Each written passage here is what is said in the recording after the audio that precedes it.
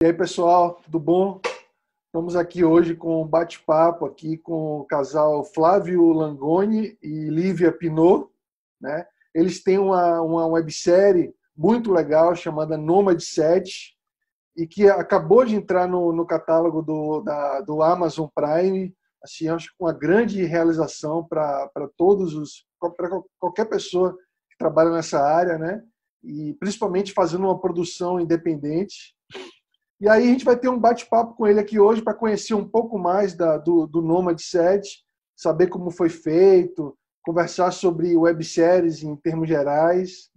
E eu passo a bola para vocês. Tudo bom, Olivia e Flávio? Então, assim, o ideal é a gente focar naquilo que a gente considera importante de passar como experiência, né? Mas, assim, a estrada do Nômade, ela não foi, na verdade, não foi um projeto desenvolvido para ser websérie, né? Ele virou uma websérie por necessidade e por culpa do Rio Web Fest.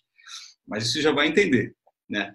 A minha primeira websérie foi em 2009, que foi Onda Zero, né? Na verdade, o título na época de 2009 foi 2012 Onda Zero. Foi o primeiro sci-fi, né? Assim, em websérie, e a gente focava na época na premissa do fim do mundo em 2012. Então ele trabalhava com esse sci-fi de que o mundo vai acabar e tinha aquele contexto e tal, pá.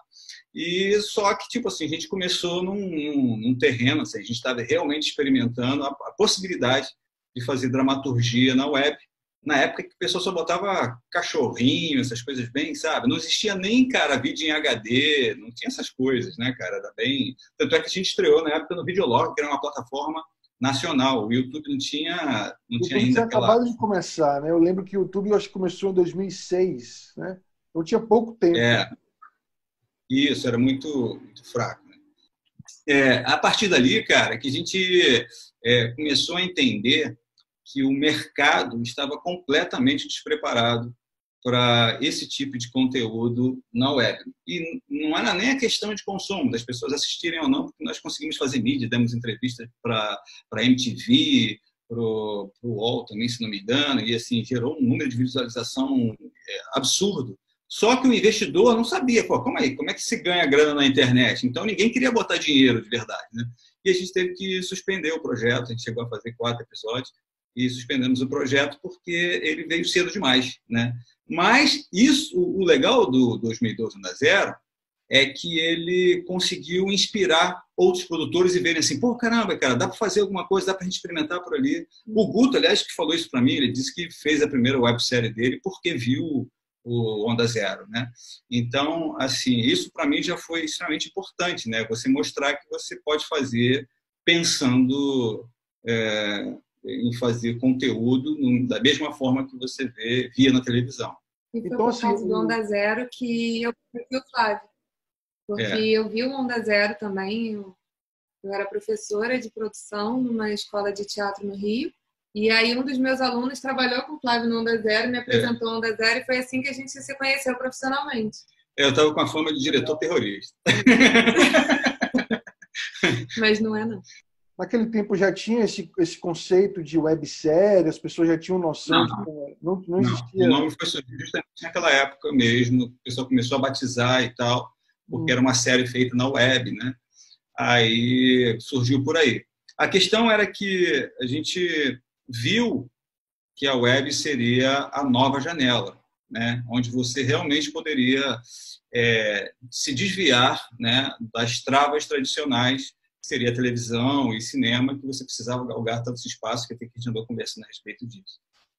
Então, ali era uma ótima oportunidade de você mostrar uma capacidade de realização, projetos novos, coisas que muita gente não ia querer investir. Eu falei, pô, é ali que é o momento da gente mostrar alguma coisa. Mas eu acho que a gente realmente começou de forma precoce, né? E como todo desbravador, né, é o primeiro a tomar pedrada. Então, tipo, a gente teve um certo prejuízo financeiro. Aí a gente ficou meio marcado por isso. Eu falei, vou dar um tempo, não vou querer ver isso agora e tal. Aí, quando eles me procuraram, porque viram isso anos depois... Foi em 2012.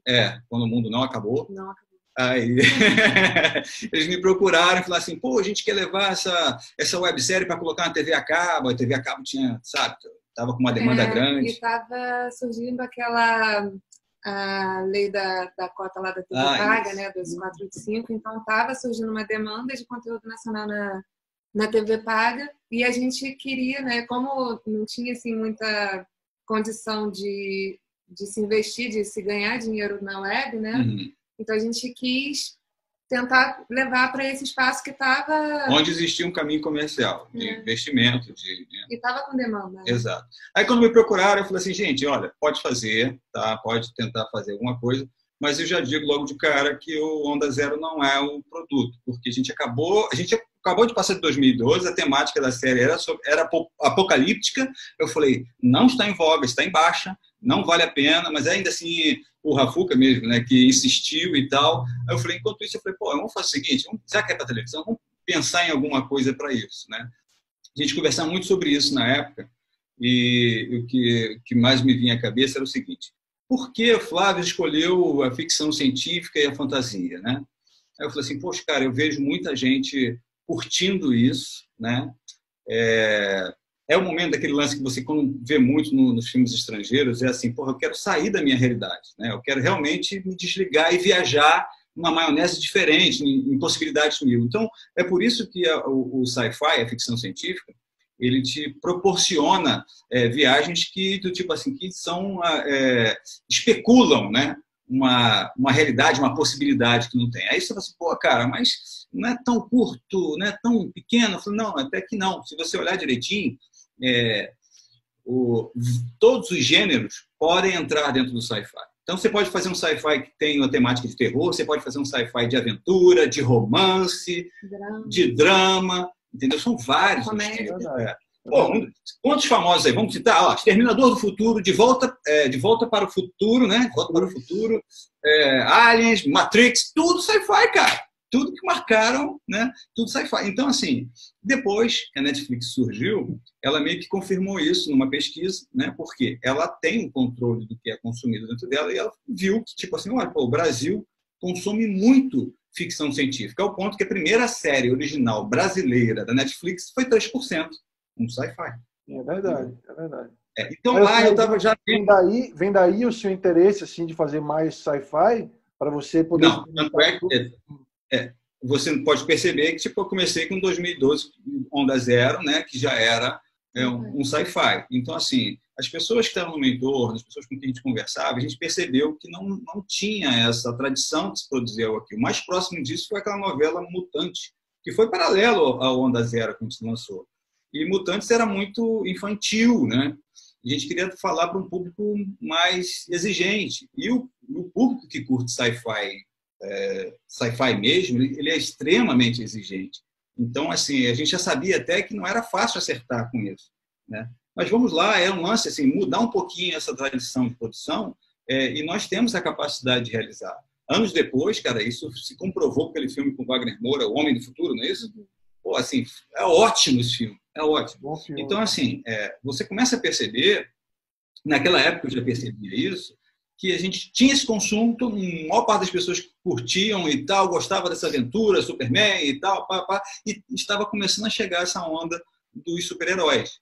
Aí eu falei assim, beleza, pô, por que a gente não pode falar isso aqui do Brasil? Vamos falar, né? Porque aqui, sempre a gente bota assim, poxa, cara, se eu pegar lá a Ponte Rio-Niterói, que é aqui no Rio de Janeiro, né? Uma ponte enorme lá e tal.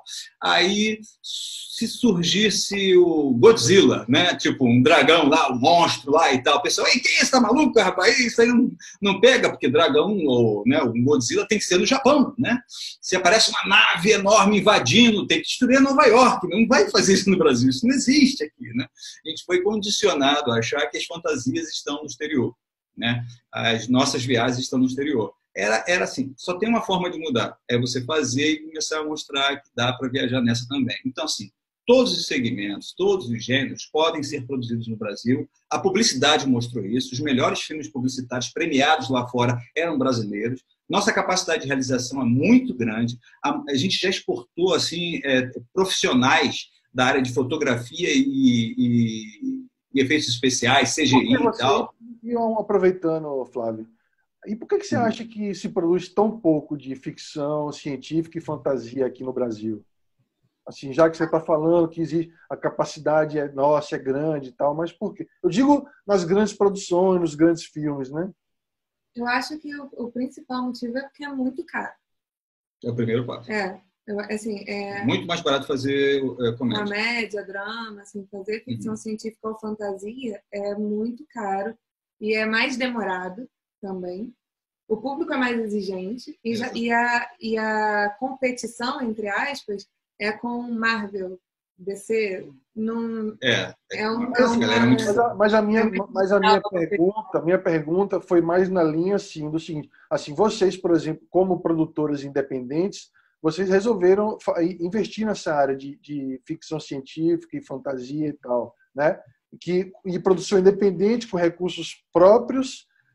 Como é que foi assim investir nessa área, tendo esse conhecimento de que é caro de fazer, que é difícil e que é custoso? Como é que vocês, mesmo assim, decidiram investir nesse sentido?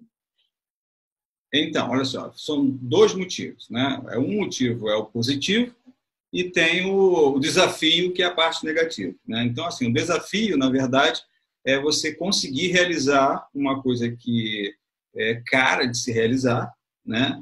Com poucos recursos. Então, assim, eu gostava, ainda gosto muito de usar a criatividade, né, e o conhecimento para solucionar problemas, seja ele em que área for. Então, assim, falou em impossível para mim, incapaz, falou impossível, eu falei, já tremo todo. Como assim impossível? É impossível, né? Até quando ele fala que é impossível, ele já fica...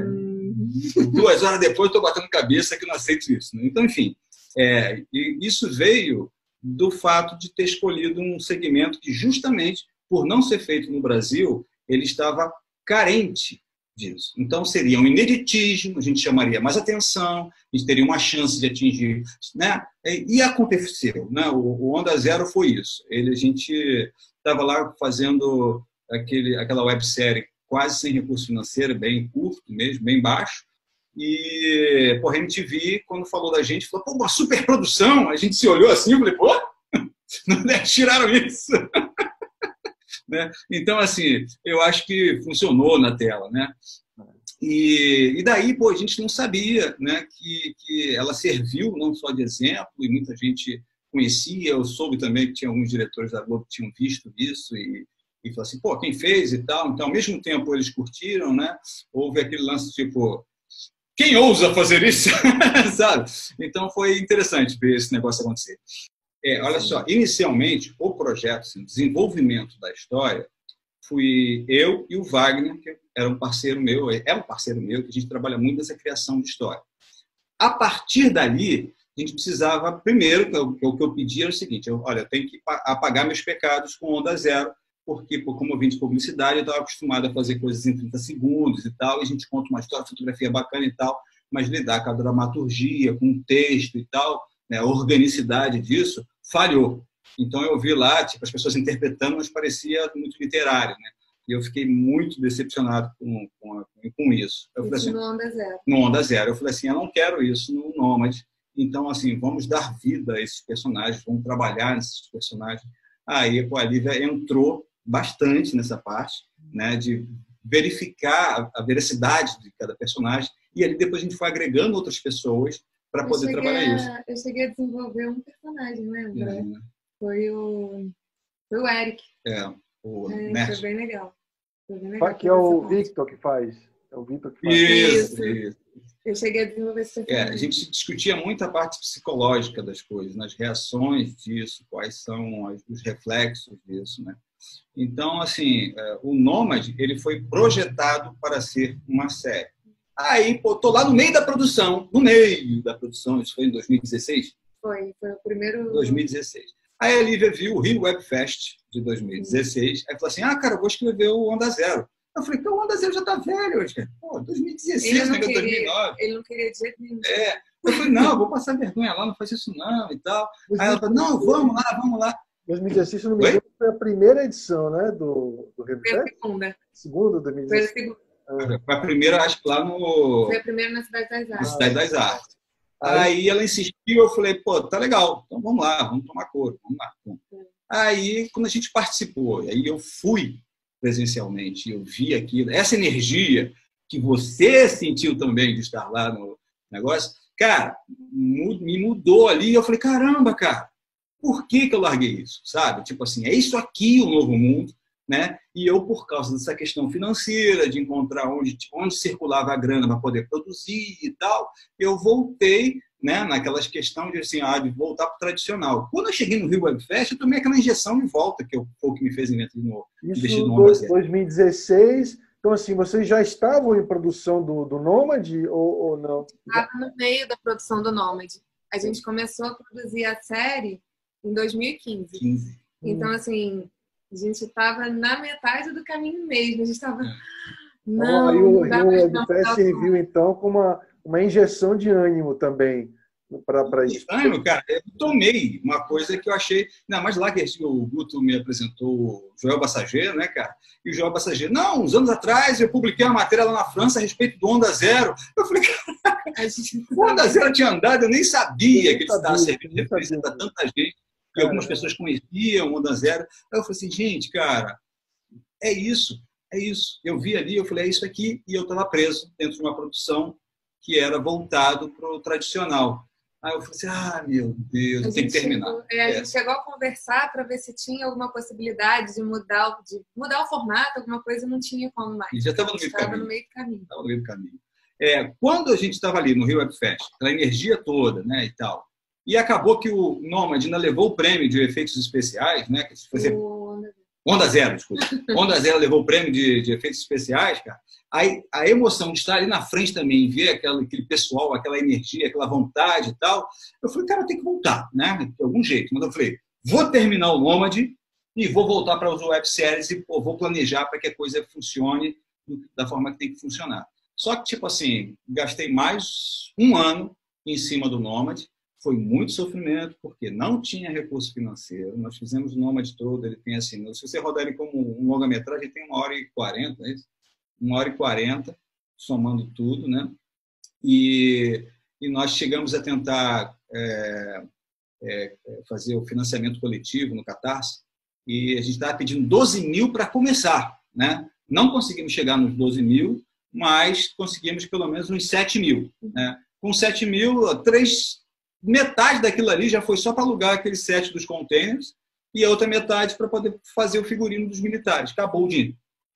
Foi só isso. Acabou o dinheiro. Entendeu? Então, a partir dali, meu amigo, foi sem dinheiro. Aí, há quem não acredite. Eu também, se visse de fora, não ia acreditar, porque a gente conseguiu um resultado. Mas é aquilo. O Nomad levou muito tempo para ser produzido justamente por não ter dinheiro. Aí você depende da locação de ceder o espaço quando ela pode, as pessoas terem uma agenda, que alguns trabalhavam na televisão, outros estavam com agenda de teatro e tal, se conciliar a agenda, porque as pessoas precisam sobreviver, elas têm que pagar as contas dela, então a gente tem que... Demorava muito para você, né? Foi aquela questão que eu falei no grupo, né? A gente, para conseguir ter esse resultado com o Nomad estético e técnico, a gente gastou muito tempo. Porque como não tinha dinheiro para fazer rápido, a gente gastou o triplo do tempo, provavelmente, que precisaria se a gente tivesse o recurso financeiro. Mas aí, quanto tempo levou gravando? Só de gravação? Tirando as pausas, né? Você quer falar? A gente chegou a não, completo com as pausas também. A gente levou 2 anos. 2 anos gravando. Caramba, hein? Então, assim, a gente começou... Tiveram pausas longas, cara. Tiveram pausas longas. Só essa da faculdade aí, a gente ficou muito tempo e não conseguimos uma universidade que entrasse. Chegamos perto de conseguir com a PUC, do Rio de Janeiro, mas depois travou, não andava, não vinha resposta. Eu falei, gente, vamos andar com o que a gente tem. E o Gustavo conseguiu lá com qual é o nome do curso? Do Intelecto. Pô, é um curso bacana pra caramba, mas o que a gente queria era aquela universidade tradicional, que as cadeiras ficam tipo cinema, né? Um auditório desse tipo. Esse era tinha sido planejado. Eu falei, não deu, tudo bem, você é só um piloto, vamos trabalhar dentro das condições que a gente tinha. E o lugar, nos recebeu de braços abertos, a gente trabalhou lá de virar madrugada no Intelecto. A gente trabalhou 2 semanas lá. Então, assim... Já entrando um pouco nessa parte de produção também, eu vi que tem uma clínica, ou não sei se é um hospital, né? Como é que foi esse processo de produção? Foi a Lívia que parou mais... Cara. Olha só, tem take ali, cara, que o cara entra em Macaé, vai para Botafogo, né? É. Ele sobe para Botafogo e sai de novo em Macaé, não é isso? A mesma cena, é isso? E o plano de localização ainda é Friburgo. Então, assim, é uma coxa de retalho. A gente estava, na verdade, procurando, assim, a gente não procurava um lugar que atendesse todas as nossas necessidades, porque a gente não ia encontrar. Então, a gente fazia assim, a gente procurava cada pedacinho mesmo da locação. Por exemplo, você tinha um apartamento, o apartamento dos pais da Liz, por exemplo. Então, a gente via a sala de jantar foi num lugar, o escritório do pai da Liz em casa foi num outro lugar totalmente diferente, o plano de localização foi num outro lugar totalmente diferente. Então, a gente via, assim, qual é aquele melhor espaço que a gente pode conseguir. Então, por exemplo, a cena do hospital que ele falou, o quarto do hospital foi no Hospital da Plástica em Botafogo. Só que a sala de espera do hospital, a gente não viu nada que fosse assim grande, bonito o suficiente. Então, a gente conseguiu um em Macaé. E aí a gente fez... viagem mesmo. A gente levou a equipe. Sai da cidade do Rio e vai para Macaé. Isso, assim, com recursos próprios, né? Exatamente. Então, a gente fez isso. A gente gravou algumas coisas aqui em Friburgo também. Foi quando a gente começou a decidir, a pensar em investir na cidade. A gente conheceu, eu sou daqui, mas a gente conheceu profissionalmente, né, Friburgo, nessa época do Nômade. Então, assim, a gente teve em torno de 30 locações, justamente por conta dessas picotadas. E foi assim, cada locação era um espaço diferente. Tinha, por exemplo, a cena da festa, uma parte da porta era num lugar, a outra parte da porta, pro lado de fora mesmo da fachada, era em outro lugar, e o interior era em outro lugar totalmente diferente. Na entrada da casa onde tinha festa lá e tal, você olhando, você vê o Eric chegando. Só que a parte que ele está chegando é em Niterói, e a parte restante da casa é na Barra da Tijuca, e você vê um plano só. Foi montado, cara.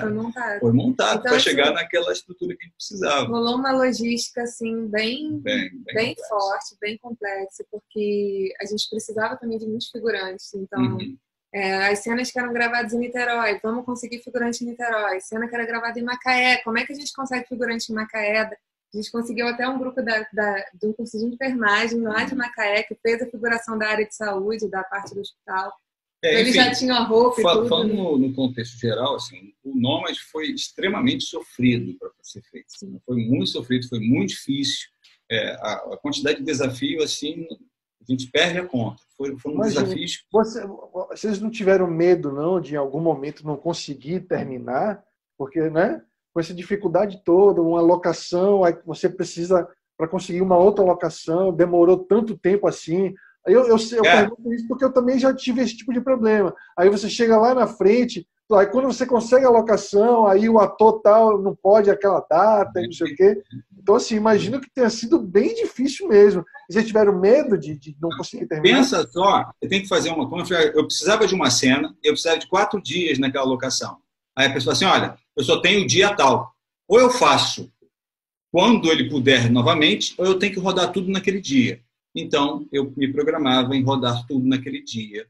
E, rapaz, com certeza falha alguma coisa, né? Aí eu usava o domínio em cima de pós-produção para resolver a maior parte dos problemas de iluminação, do que vazou atrás, do escambau. Então, tipo assim, você olha o Nômade 7, ele parece uma linha de narrativa normal, né? Ele está recheado de efeito ali em cima para cobrir uma série de problemas que a gente teve. Uma coisa interessante, assim, eu acho que nessa questão dos problemas que a gente teve, principalmente com relação de tempo de locação, e como também a gente não tinha muitos recursos, os equipamentos de iluminação de fotografia eram um pouco escassos, a gente conseguiu desenvolver, principalmente o Flávio, umas técnicas de pós, né? Para acertar, e depois a gente começou a se programar naquela gravação para dar velocidade, já contando com aquilo que tinha aprendido. Chegava na locação, a gente não conseguiu a locação que procurava. E essa que está com um buraco ali, não tem problema não, vamos embora. Vai com buraco e tudo, depois a gente arranca fora o buraco. E quando não tinha plano e contraplano, era plano num lugar ou contraplano em outro lugar completamente diferente. E também teve a questão, por exemplo, de uma cena que a gente fez do restaurante, que a mesa era na janela e tinha a luz do dia entrando. E a gente não tinha como fazer toda a cena naquele espaço do dia. Era muita cena, era muito plano, e a gente entrou à noite. E aí, nesse dia... a gente não estava preparado, a gente não tinha assim essa iluminação para imitar o dia filmando à noite, que era continuidade, cara. Era continuidade. Então, porque era cena de horário de almoço, então não tinha nem como assim, era um jantar que começou mais cedo e terminou mais tarde, não tinha isso. Então, assim, para resolver esse problema, ele conseguiu transformar a noite em dia. Então, quando a gente chegou numa outra locação, que a gente olhou e falou assim, a gente não vai conseguir fazer essas cenas todas nesse horário. Não vai conseguir terminar essas cenas diurnas no dia. Mas, mas tá, a gente fez assim da outra vez, vamos já preparado. Aí a cena do quarto do Daniel... Não, mas o interessante da cena do restaurante, que eu, agora quando eu fui editado, eu não sei mais o que era dia, o que era noite. Foi dia, o que foi noite. Eu não sei mais qual mas você resolveu isso com iluminação lá no set? Como é que você resolveu isso? Teve uma parte de iluminação. O que acontece? Olha onde estava o investimento. Eu investi numa câmera Blackmagic e filmei em RAW.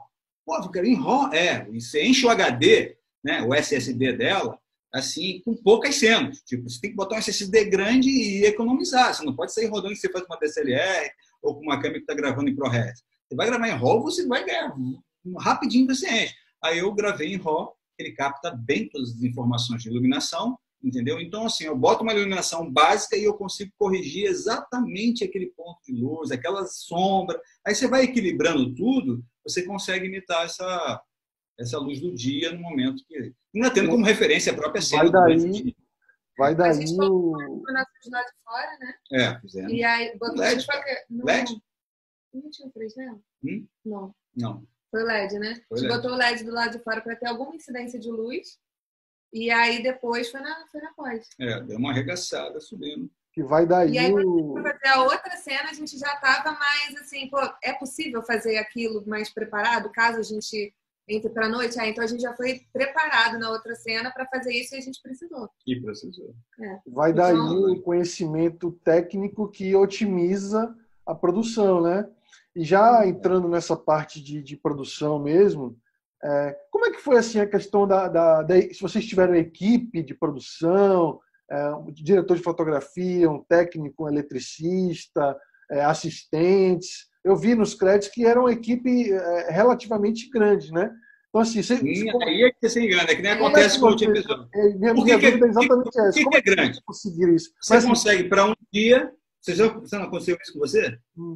Você consegue para um dia, mas você vai gravar 4 dias. Você consegue para um dia 2 pessoas, para outro aquele não pode mais, aí vem um outro que te ajuda aqui mais 2 dias. Aí quando você olha na sombra, você vai botar o nome de todo mundo, né? Aí você fala, olha a quantidade de gente na câmera. Não, estou revezando, cara. Tinha uma pessoa quando tinha. Igual maquiagem, né? A gente estava na lista de maquiagem do Nômade e tem tipo 5 maquiadoras. Só que a gente tinha 2 maquiadoras que eram as principais, que iam mais, mas a gente teve várias diárias sem maquiador nenhum.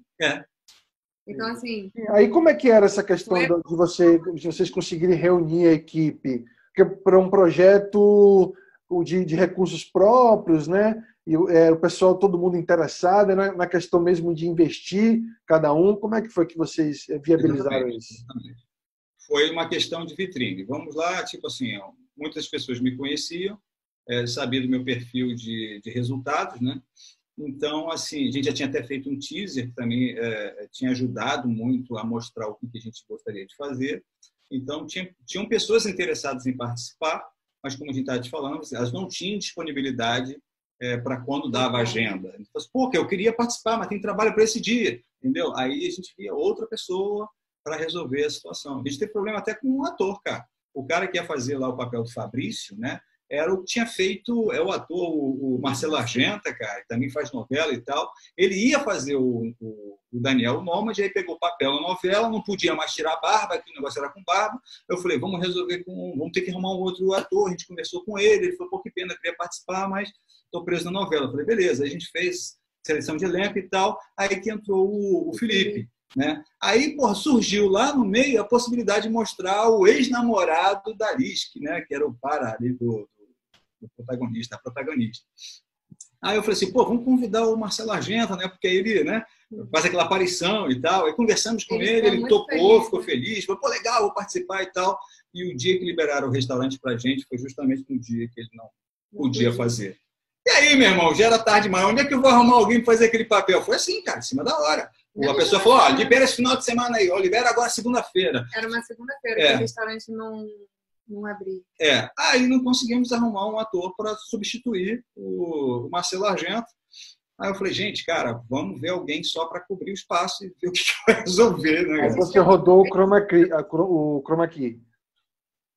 Não, mas olha só, a gente fez a cena com outro ator, sem saber como é que resolveu o problema, porque eu não sabia o que ia fazer. Foi muito em cima, eu não sei o que eu vou fazer. Mas não dava para usar aquele ator? Eu tinha feito isso na minha vida, cara.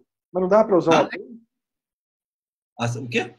Mas não dava para... Você rodou a cena com um ator no set, é isso? Depois você colocou o outro por cima com o chroma key. Mas não dava para usar aquele ator mesmo que você rodou a cena? Não, porque ele não combinava fisicamente com o personagem. Ele não tinha o perfil. Mas o personagem aparecia depois na cena, em outro momento? Não. Mas ele tinha um perfil bem específico. Na verdade, o restante do elenco já estava completo, né? Então, isso era uma participação que a gente tinha reservado para o Marcelo Argento. Então, quando aconteceu isso, a gente tem que resolver, vamos lá, e um outro ator indicou lá, falou, pô, tem meu amigo lá, e chamou, buscou, ele foi lá gentilmente, né? E participou, mas eu não sabia o que fazer. Sinceramente, eu não sabia. Eu não sabia se ia rodar a cena depois e tal, né? Eu falei, vamos botar o cara lá, e a gente roda e vê o que vai acontecer, e depois a gente pensa. Aí rodamos a cena, depois o restaurante acabou entrando em obra, então assim, a gente não tinha a menor possibilidade de voltar lá. Nenhuma das atrizes era do Sul, já tinha voltado para casa. Exatamente, não teve isso. Foi uma confusão, eu falei assim, olha, não sei como resolver. Mas, assim, é impossível. Mas ficou muito bom. Ficou muito bom, viu? Porque eu tenho certeza que muita gente que viu nem percebe que um outro ator foi aplicado ali. Como é que foi para recrutar elenco e tal? Foi tranquilo? Essa questão também de ser um projeto independente também, como é que foi isso? Então, a primeira parte do elenco, a gente... Lívia trabalha com teatro, é isso? Né? Então foi mais ou menos... Eu fiz produção de teatro quando eu me formei na faculdade. Eu sou formada em produção cultural pela UF, que é a Universidade Federal no estado do Rio, né? E eu cheguei a trabalhar com produção de teatro, mas logo depois eu migrei para o audiovisual. E aí, quando eu conheci o Flávio, eu fui totalmente assim, para o audiovisual. Eu parei de dar aula, eu trabalhei numa rádio, também eu parei de trabalhar na rádio. Então, assim, eu migrei totalmente para o audiovisual quando a gente começou a trabalhar junto. E quando a gente foi recrutar o elenco do Nômade, a primeira parte foram só os protagonistas, porque a gente foi fazer o teaser. Então, isso foi em 2013. E aí, a gente, procurando vídeos, assim, a gente já tinha uma referência de tipo físico que a gente queria, tanto para a Liz quanto para o Daniel. E aí, a gente chegou A gente viu comerciais, né, da Renata e do Marcelo Argento. E aí a gente foi conversar com eles e mostrou o Onda Zero. Então, assim, a gente recrutou a primeira parte do elenco explicando o projeto, o que a gente queria, onde que a gente queria chegar e mostrando um resultado anterior, um projeto completo que era o Onda Zero. E aí eles se interessaram muito em participar. Fizemos o teaser e aí quando a gente foi fazer a série, a gente já estava com essa parte escolhida, o Marcelo depois não pôde, a gente precisou fazer teste de elenco para o Daniel, mas aí a gente já tinha o teaser para mostrar e a gente procurou videobooks no YouTube. Então a gente selecionava os candidatos pelo videobook e aí entrava em contato com eles e falava assim, olha, a gente viu seu videobook aqui, assim, assim, assado, nós temos esse projeto, esses são os nossos resultados e a gente vai fazer em processo de parceria e deu todas as condições, assim, se você quiser participar do teste, responde e tal, e a gente teve uma resposta muito boa. A gente fez bastante teste, né? Para o personagem da Yara, a gente testou 7 ou 8 meninas, o professor a gente testou 4 ou 5, assim, a gente teve uma resposta muito boa para um projeto independente desse tipo, né? E a gente sabe que foi por conta de mostrar um resultado na hora de apresentar um projeto, a gente tinha o resultado do teaser, o resultado do Onda Zero. Então, foi assim uma coisa mais tranquila, eu acho, né? Das pessoas quererem participar. Sim, mediante os resultados históricos. Né? E eu tive assim uma certa sorte, porque tive algumas pessoas na equipe que eram mais do que coringas, né? Eram pessoas acostumadas a serem multi-homens. O Charles, por exemplo, o Charles ele é um ótimo editor, ele pega na câmera, é bom de câmera, entende alguma coisa de fotografia, pegava no áudio, então assim, é um elétrica cara... também. É elétrica também, então assim, é um cara que eu já tinha trabalhado com ele várias vezes, e ele, cara, nunca deixa a peteca cair. Então, quando o cara estava no set, eu ficava tranquilo, cara. A gente tinha um ping-pong que funcionava muito bem.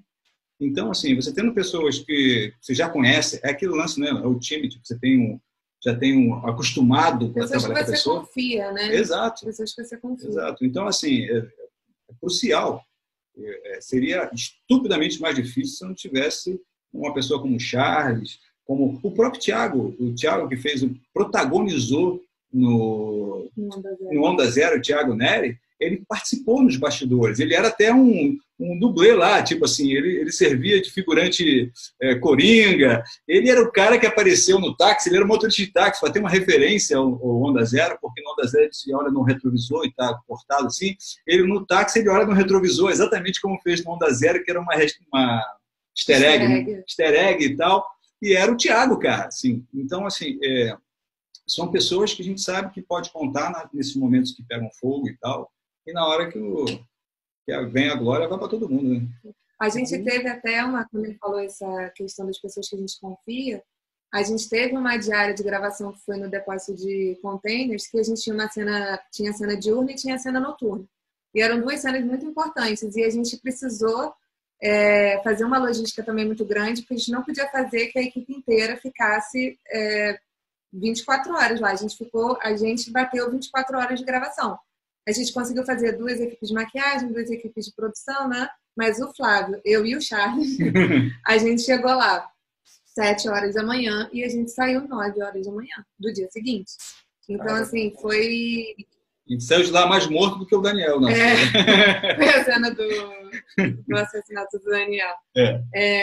Isso não é spoiler, porque tá no primeiro vídeo. Tá no trailer, só isso. Tá no trailer, Aí, então, assim, a gente tem essa... e nesse dia a gente precisou dessa questão, dessa parte elétrica, não foi? Uhum. E o Charles conseguiu dar conta da situação. Então, assim, era uma cena externa. Não teve bateria para a câmera até o final. E foi ligação, bateria de carro, que a câmera foi até o final. Sim.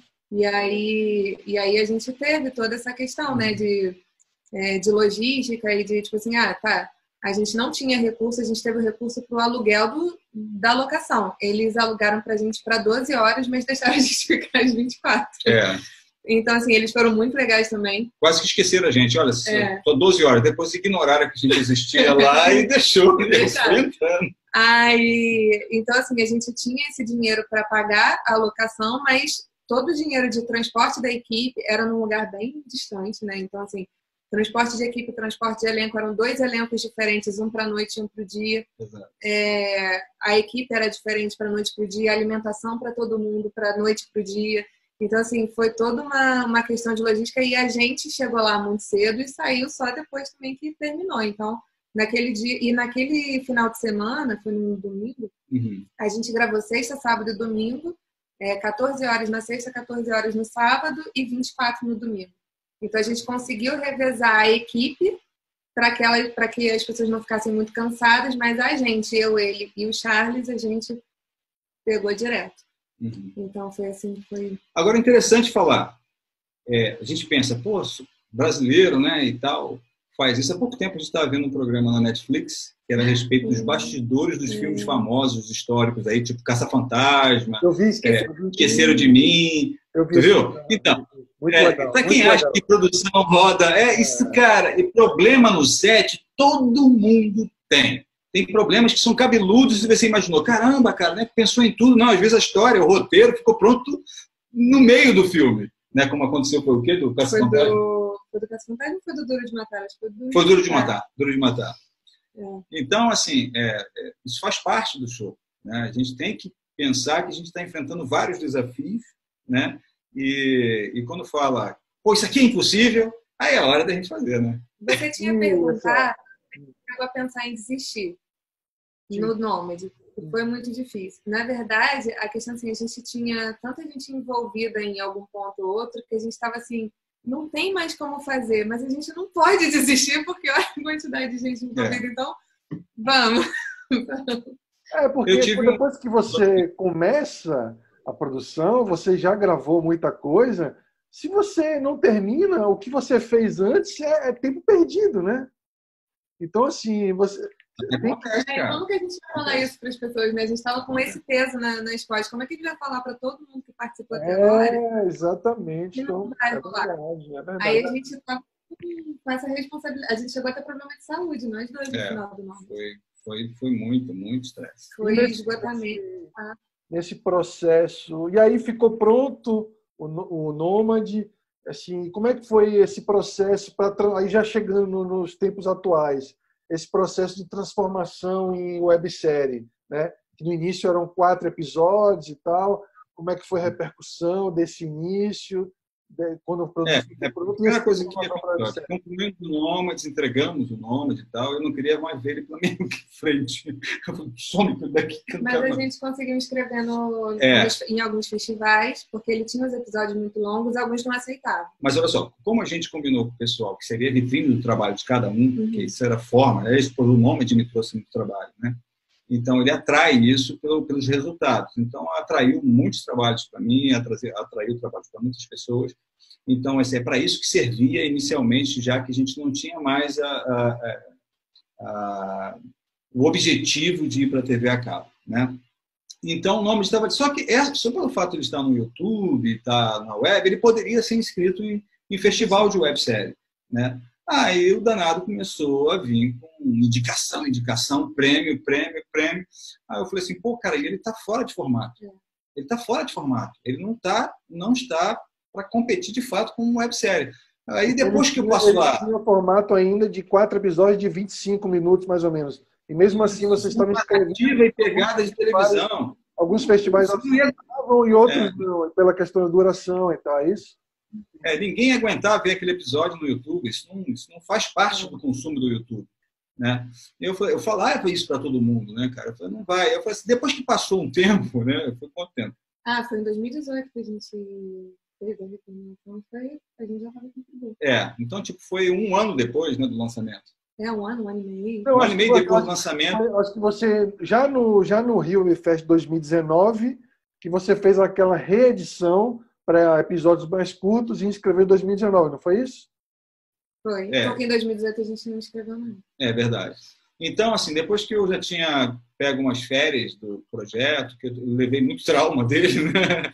Aí eu tratei esses traumas, aí eu olhei para o produto e falei assim, cara, ele sobreviveu muito tempo num ambiente que nem era o dele. Eu fiquei surpreso com isso, né? Com a boa aceitação e tal. Eu falei, então vamos fazer o seguinte, vamos ver se dá para dar uma adaptada. Está merecendo. Né? Está merecendo. Vamos dar uma adaptada para ele funcionar um pouquinho melhor com narrativa de websérie. Aí nós fizemos isso e realmente potencializou assim, a forma de consumo, as pessoas passaram a assistir mais, o negócio melhorou mesmo. E também a gente tirou ele do YouTube. Tiramos do YouTube e passou para o Vimeo, que também dá uma qualidade melhor. A compactação... Mas o Nômade, os 4 episódios, eles estavam no YouTube, mas não estava aberto. Estava no YouTube. Estava. Quando a gente reformulou ele, que a gente passou para o Vimeo, mas continuou aberto. Ficou aberto no Vimeo. No Vimeo, Então, assim, dessa transformação é que ele teve uma adaptação melhor e tal, e ele funcionou também com essa dinâmica de vamos ver rápido, vamos ver logo, criar um gancho onde não tinha. Isso foi meio trabalhoso, mas a gente já sabia o que a gente estava fazendo pelo Nômade e ele merecia essa sobrevida, né? Pô, olha só, agora tu vai estar no seu terreno e a gente ganhou o prêmio de novo. Então, assim, acho que o maior prêmio que a gente poderia receber com o Nômade foi atravessar essa barreira de uma streaming, de distribuição. De distribuição, né? Ele funcionou porque ele ficou no meio caminho dos dois. E ele foi com o formato voltado para curta duração, tipo websérie. Então, assim, isso para mim foi um baita ganho, não só para o produto, mas um ganho para quem produz assim. Então, me lembrei do Onda Zero, que serviu de referência, que estimulou o pessoal. entendeu? Então, assim, o retorno financeiro, o Nômade nunca deu, ele só deu prejuízo, ele só deu gastos. Mas, como o trabalho feito, ele atrai para todo mundo outros trabalhos. Então, serviu para muita gente notoriedade, entendeu? Mas dinheiro direto, Nômade não, cara. A gente gastou com ele, entendeu? O Nômade foi um investimento. Exato. Na carreira, né? Exato. É um investimento. E foi um investimento difícil. E assim, a gente, vindo um pouco para os tempos atuais agora, eu sei que vocês estão fazendo também uma outra websérie, a outro lado, né? Que já começou já com esse espírito de websérie, não é isso?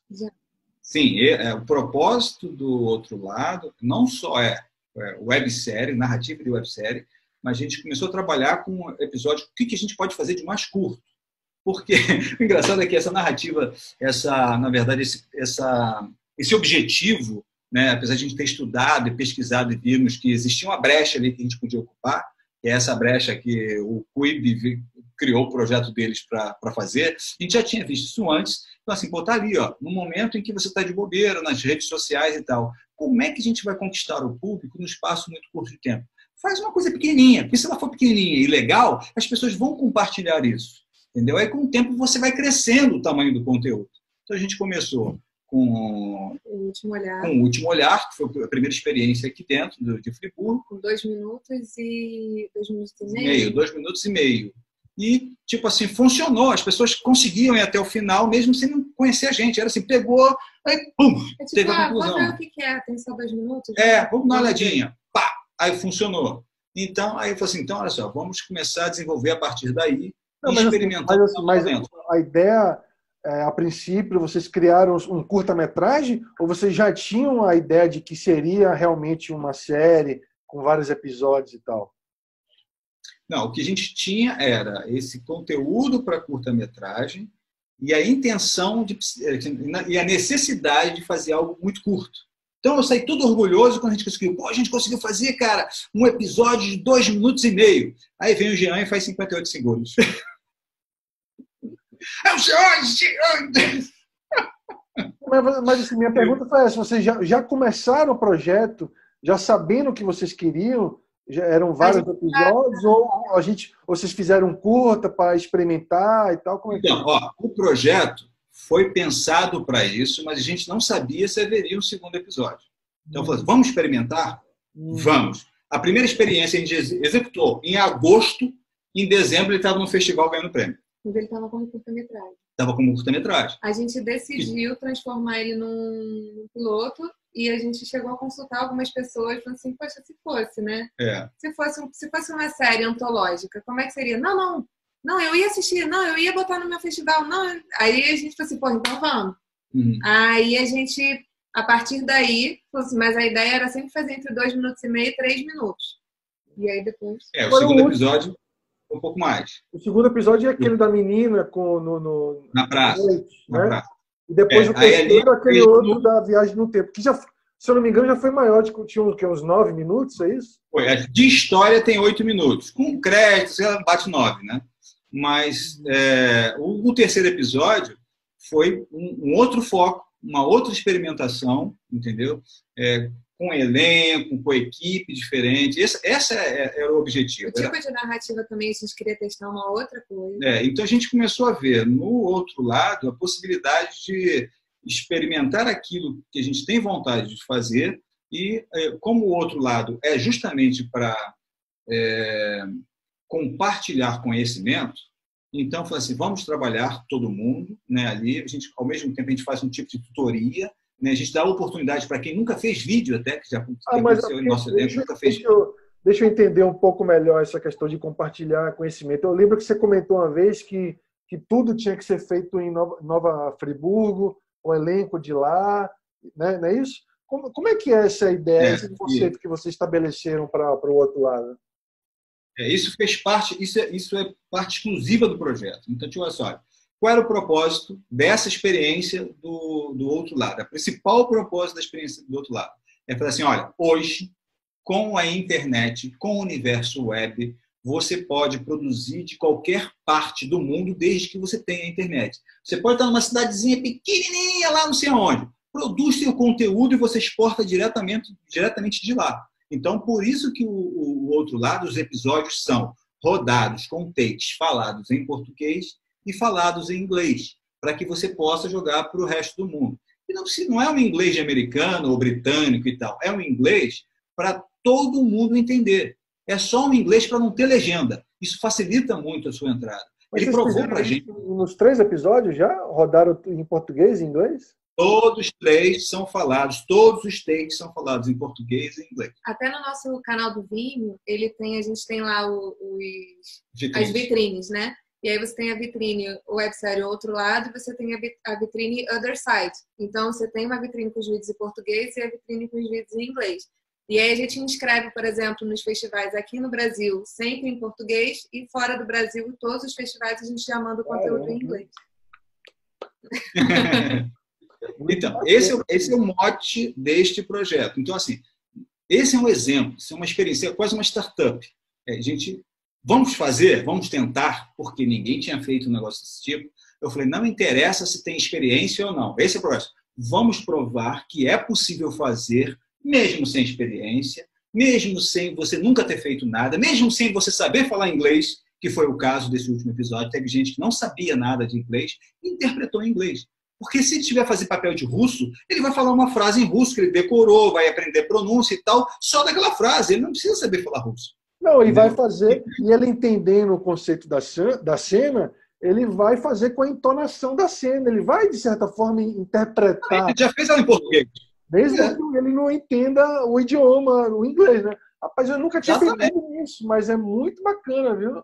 É verdade. Não, exatamente. E como é que é? Então, eu acho uma coisa muito legal também, vocês estarem fazendo uma série de antologia também, né? Não deixa de ser. Então, assim, que pouca gente também investe nisso. E não deixa de ser um diferencial que vocês estão indo também para o mercado de webséries também, né? O importante, assim, a necessidade do projeto pediu a antologia. Sim. Que nós tínhamos que experimentar coisas durante a série. Então, assim, vamos mostrar que a gente pode fazer vários tipos de conteúdos diferentes. Esse que a gente fala assim, pô, sci-fi comporta, terror comporta, humor comporta, romance comporta, aventura, entendeu? Ação. Então, está dentro da cronologia essas experiências, entendeu? E, ao mesmo tempo, agregando outros roteiristas, outras produtoras, elencos. Exato, sabe? Propostas, tipo de fotografia. A fotografia não é homogênea entre os episódios, vai ser sempre diferente, porque vai haver uma experiência para cada um deles, entendeu? Para a gente finalizar nosso papo aí, qual é a mensagem final que vocês deixariam assim, para os produtores de webséries, produtores independentes, que têm um sonho de produzir, que o seu trabalho alcance as pessoas? Qual seria a mensagem que vocês deixariam para essas pessoas? Olha, a principal mensagem, é óbvio que a gente vai sempre pensar naquela coisa que fica meio clichê, tipo, agarre no seu sonho, você está com uma câmera na mão e tal. Eu não vou te falar isso, que isso aí você já sabe. O que eu vou te falar é o seguinte, pense no seu sonho como um projeto. Divida ele em etapas e alcance cada etapa. Você se dedica em cada etapa. Então, você tem que planejar. O sonho, para ser realizado, ele tem que ter uma linha, uma trilha a ser seguida. Mesmo que ela não seja seguida até o final, do tipo assim, quando chegou aqui, pô, ela não está valendo a pena, você vai remodelar e vai fazer uma nova diretriz, umas novas possibilidades, né? O ajuste de projeto que a gente fala. Ajuste de rota. Ajuste de rota, justamente. Então, é importante que você pegue seu sonho e destrinche ele de forma técnica. Tipo, o que é preciso? É preciso de tanto de grana? Pô, então eu vou pensar em tanto de grana até lá. E se no meio do caminho você vê que existe uma forma barata para resolver aquilo, você adapta e se torna mais viável ainda. Então a questão é você preparar o seu caminho, criar esse roteiro de execução em etapas. Cada etapa conquistada, você vai ver que você realmente subiu um degrau. Então, divide em etapa e corre atrás daquela etapa. Aí você para de pensar só lá em cima, tipo assim, eu quero resolver. Não, eu quero resolver etapa. Resolveu a etapa? Próxima etapa. Quando você vê, cara, você já resolveu, você já fez aquilo. E você já criou um novo sonho. E um sonho maior que aquele. E é assim que a gente vai, cara. Então, assim, você vai conseguir fazer o seu projeto, produtor, produtora, né? Trace o caminho, estude muito sobre o caminho que você quer seguir, qual é o seu público-alvo, qual é o seu objetivo, né, seu alvo, e trabalhe duro em cima daquilo. Todas aquelas pessoas que trabalham duro dentro daquelas ideias, aí você fala, pô, cara, Bill Gates, você fala, o cara que fez o da Apple, Steve Jobs e tal, todo mundo ralou pra caramba no início, sabe? É que você não pode desistir. Então, cria as etapas e vai vendo. Cada etapa vencida, cara, aquilo te dá uma força maior. Vamos lá, e tal, e vai. Então, assim, certeza absoluta que você vai conseguir realizar seu sonho se você organizar e deixar assim, ó, não fica querendo pular, não. Faz em etapa. Porque se pintar a sorte no meio do caminho, pô, ótimo, cara, é um ventão, você dá um saltão. Se não, sua etapa já foi conquistada. E até se você dividir nas etapas e der uma sorte, você já sabe até para onde que o seu vento vai, né? Exatamente. Pô, você vai ter informações do teu parceiro, do grupo que você participa. Você potencializa todo dia. Então, assim, de repente você calculou uma coisa que você ia conquistar em 6 meses, você de repente pode conquistar em 3 meses porque você acabou recebendo uma informação de um amigo que já passou por aquele problema e já solucionou e facilitou para você. Ele tinha um contato, ele conhecia alguém, mas você planeja primeiro você conseguindo nos seus passos. Eu acho que, complementando isso que ele falou, de conversar e de compartilhar os conhecimentos, a internet, ela tem tem material, assim, sabe? Tem coisa que você pode pesquisar, você pode aprender Informação, tudo. né? Você pode aprender tudo na internet. Então, assim, se você precisa de uma iluminação X, que dê a intenção X e que você não tem o equipamento, não tem como ter o equipamento, vai para a internet, pesquisa, sabe? Tem sempre uma forma de fazer. Alguém já fez sempre alguma coisa, se não aquilo que você está procurando, alguma coisa muito parecida que você possa adaptar. Então, assim, se você tem um ideal na sua cabeça de como que aquele resultado tem que ser, busca ele sempre da melhor forma possível. Tenta alcançar ele. Porque mesmo que você não consiga chegar nele, você vai conseguir chegar muito mais alto do que se você não estivesse tentando perseguir esse ideal que você tem na sua cabeça. Então, assim, e a internet está aí para ajudar, porque tá tudo aí, tem muita informação gratuita, então... Eu acho Hoje que o momento é esse, o sentimento é o colaborativo. Né? As pessoas colaboram até com quem ela não conhece, só deixando o exemplo, deixando a receita, tal. É isso aí. Acho que essa é a mensagem. Flávio e Lívia, assim, pô, muito obrigado. Acho que o papo foi super legal, né? Bastante útil para quem está aí na luta de querer realizar também do audiovisual, né? E quem não conhece ainda o Nômade 7, eu já vi e recomendo. É uma série muito legal, muito bem feita tecnicamente. Obrigado. Que traz um novo olhar para uma produção brasileira também, investindo na ficção científica, investindo na fantasia, né? A gente fica curioso para ver mais. Quem sabe vem por aí uma segunda temporada, né, da websérie Nômade 7. Não, ele não quer nem saber mais, está cansado. Não vou ter, não. Mas... Eu já posso garantir que ele pode sofrer um remake, né? Que o propósito sempre foi começar do zero. Né? Se tiver um investimento para isso, aí vai para um remake. Se quiserem comprar o projeto, ele está pronto para ser vendido. Agora, continuar da onde parou é impossível. É só isso. A gente não tem condição de continuar dali. Não existe essa possibilidade. Impossível. Mas é isso. Obrigado. Muito boa sorte aí para os próximos projetos de vocês. Viu? Conte comigo aqui também, conte com a gente para parcerias, para qualquer coisa, para troca de ideias também, né? Que troca de ideias, de experiência. Isso é muito importante também. E vamos em frente. Foi uma delícia conversar sobre isso. Sempre que vocês quiserem conversar sobre isso, a gente está aqui. É um prazer sempre. Conversa que dura horas. Beleza. Obrigado. Beijo. Valeu, tchau.